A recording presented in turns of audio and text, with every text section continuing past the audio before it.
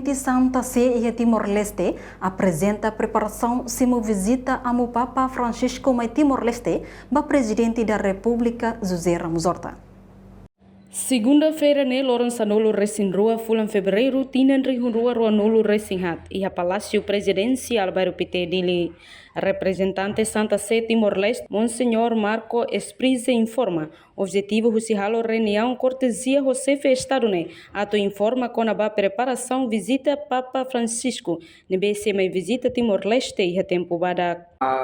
Em preparação, uma visita possível do Santo Padre Papa Francisco em Timor.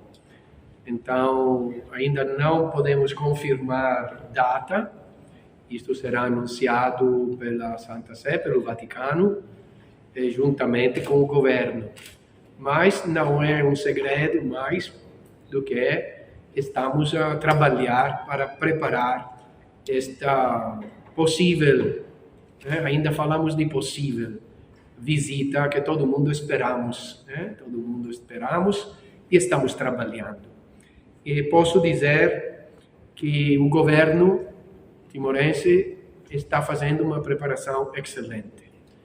E nós recebemos uma delegação do Vaticano alguns dias atrás, que ficaram aqui 3 dias, inspecionaram todos os lugares onde o Santo Padre, nesta visita, que ainda é possível, mas que esperamos realizar, eles inspecionaram todos os lugares onde o Papa vai estar, todos os eventos em que o povo timorense será convidado a participar, e fizemos muitas reuniões com a equipa do governo, e com vários ministros, liderado pelo próprio primeiro-ministro. Encontramos o primeiro-ministro, e a delegação vaticana ficou muito bem impressionada do trabalho que o governo timorense está fazendo para esta preparação.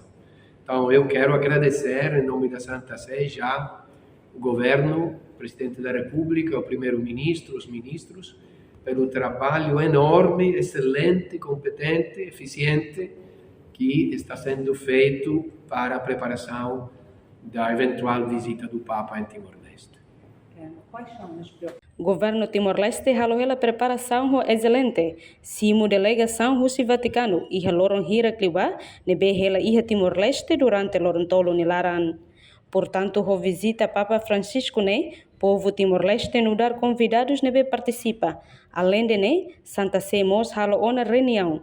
A equipa governo, ministério e nebe lidera Rússia primeiro-ministro, hamoto com delegação Rússia Vaticano.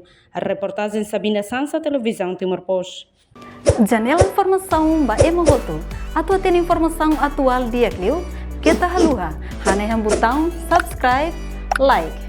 Halo comentário no fahe tutang ba media sosial hotu.